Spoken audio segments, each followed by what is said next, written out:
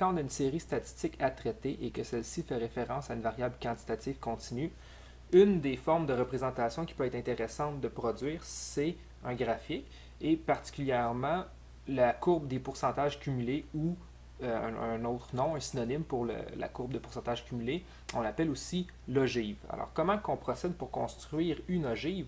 Premièrement, ici, dans mes feuilles, on voit quantitative continue. Donc, j'ai produit les tableaux de dépouillement pour chacune, en fait, pour ma variable qui est quantitative continue dans l'exemple qu'on traite ici. Alors, précédemment, on avait fait un tableau croisé dynamique duquel j'ai tiré ce premier tableau ici à gauche, donc qui est le tableau, lui, de dépouillement, qui est statique. Et j'ai copié les lignes ici de mon tableau pour pouvoir travailler parce que celui-ci, je veux le garder propre, donc dans le fond, je ne veux pas y toucher.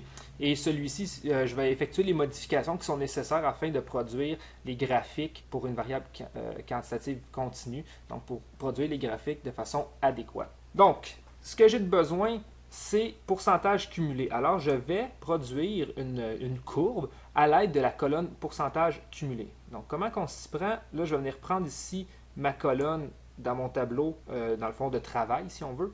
Alors, j'ai sélectionné mes pourcentages cumulés. C'est important de prendre le 100%, car dans ce cas-ci, le dernier pourcentage dans une courbe des pourcentages cumulés, c'est bien entendu 100%. C'est le maximum, c'est dans le fond ce qu'on atteint quand on a complété toutes les données. Alors, je vais venir ici dans le ruban, dans le menu Insertion. Je vais insérer un graphique sous forme de ligne. Ici, dans les courbes en 2D, je vais prendre celle avec les points.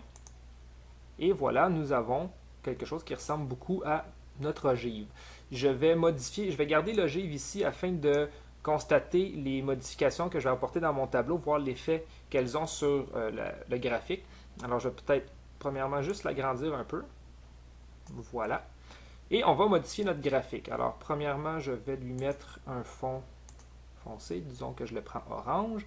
Je vais enlever... non, pardon, je vais venir ici dans la disposition du graphique, la mise en forme numéro 10, afin d'obtenir un titre et des axes qui sont gradués et avec des noms.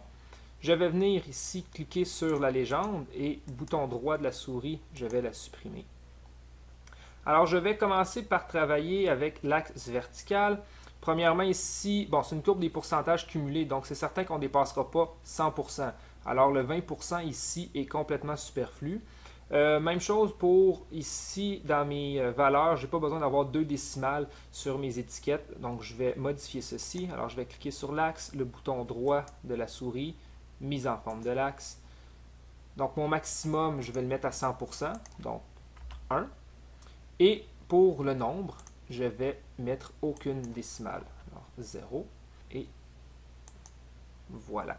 Alors ici, mon axe est bien gradué. Maintenant, je pourrais peut-être donner un titre adéquat à l'axe. Alors ça, c'est les pourcentages cumulés. Je vais juste venir déplacer mon graphique un peu.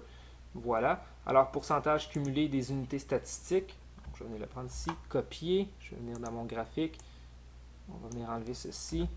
CTRL V. Alors, c'est les pourcentages cumulés des étudiants, de mes unités statistiques. Dans ce cas-ci, c'est des étudiants. Alors là, mon axe vertical est réglé. Donc là, ce que je pourrais faire, c'est venir changer le titre de mon graphique. Alors, le titre de mon graphique va être très semblable au titre de mon tableau. Il faut juste faire une petite modification, étant donné que c'est une courbe des pourcentages cumulés. Alors, je vais commencer par copier le titre du tableau. Je vais venir le coller ici.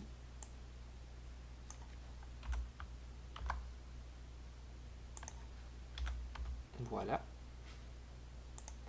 Et là, bon, mon titre n'est pas tout à fait adéquat. Donc, je devrais avoir plutôt pourcentage cumulé des étudiants. Donc, ici, je vais enlever répartition, puis je vais ajouter plutôt courbe des pourcentages cumulés des... Bon, après ça, le reste est correct. Donc, courbe des pourcentages cumulés de mes unités statistiques en fonction de la variable qui est à l'étude. Alors là, mon titre de graphique est bon, mon axe vertical est bon. Et là, si on remarque ici, c'est mon axe qui est horizontal qui doit être travaillé. Alors, bon, première chose, qu'est-ce qu'on a? On pourrait peut-être donner le titre de l'axe. Alors ici, on a bien entendu, ça devrait être la variable, alors le nombre d'heures. Alors, je vais venir changer ici le titre de mon axe.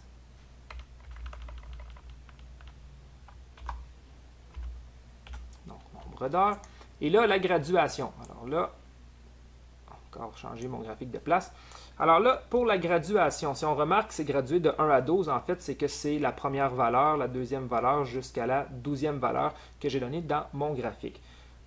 Premièrement, mon graphique va atteindre le 100% en fait, à la borne supérieure de ma dernière classe, donc à 48. Alors, ici, le point 100% est atteint quand, horizontalement, j'ai 48. Alors ici, ça devrait être le point 48, 100%. Même chose ici, ça devrait être la borne supérieure de la classe précédente, donc 44. Donc ici, je devrais avoir 44, et si je viens ici, je devrais avoir 99,66, qui est le pourcentage qui est ici. Alors, on voit que je vais utiliser les valeurs qui sont ici. Par contre, il ne faut pas oublier que je dois, dans le fond, c'est une courbe qui ressemble un petit peu à un polygone, je dois partir à 0. Et regardons ici, le 1 est associé, donc la première à 0,54, donc je ne devrais pas être à 0 ici. On voit que j'ai une valeur de 0,54. Alors, ma courbe devrait commencer, dans le fond, à 0%. Alors, qu'est-ce qu'on va faire? C'est qu'on va ajouter un pourcentage cumulé ici, qu'on va mettre à 0%. On va juste venir le mettre en pourcentage. Voilà. Et ce pourcentage-là devra être associé, dans le fond, à 0. Bon, pourquoi 0? C'est qu'en fait, si on retourne une ligne précédemment, on remarque premièrement que tous les nombres qui vont apparaître sur mon axe sont les bornes supérieures des classes qui sont ici. Alors ici, là, le point qui est à 1, c'est le point 4, 0,54%. Alors le point qui sera précédent, dans le fond, ça serait la borne supérieure de la classe, ici, si on créait une classe précédente.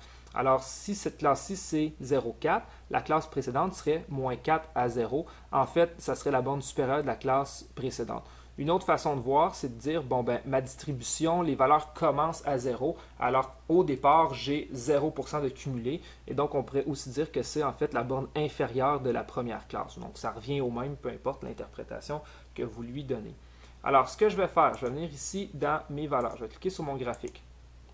On voit ici là, que mon rectangle apparaît. Alors, je vais le monter pour ajouter un point. Alors là, je devrais avoir un 13e point qui apparaît. Parfait. Alors, lui, il doit être à 0. On voit valeur 0%. Par contre, la graduation n'est pas bonne. Donc, ce que je vais faire, je vais venir dans Création, sélectionner des données.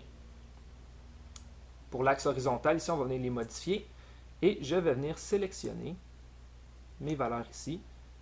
OK. OK. Et là, on remarque que j'ai les bons nombres. Ça, c'est ma borne inférieure pour mon premier intervalle. Et ensuite, ce sont toutes les bornes supérieures. 4, 8, et ainsi de suite, jusqu'à 48. Bon, autre chose ici qu'on remarque, on voit qu'il y a un petit espace ici et ici. Alors ça, on peut éliminer cet espace-là en cliquant sur l'axe horizontal, bouton droit, sur un ici, là, un des nombres, mise en forme de l'axe. Et ici, on va plutôt mettre la position sur les graduations. Voilà. Et mon graphique est, pour ainsi dire, complet. Alors là, je vais le déplacer, mettre sur une autre feuille. Alors lui, je vais l'appeler ogive. Voilà.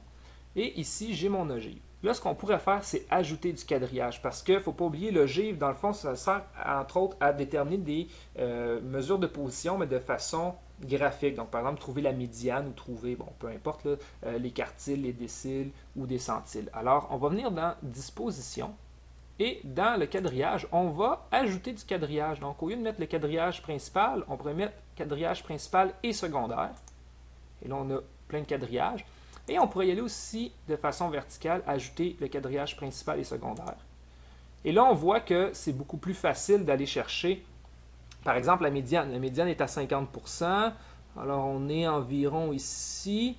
Alors là, on peut descendre et on voit que la médiane devrait se retrouver, bon, pas tout à fait à 24, un petit peu avant, mais bon, proche de 24. Donc, plus grand que 22, mais plus proche que 24, de 24. Alors ici, on est capable de trouver, avoir une idée graphiquement de la valeur de la médiane.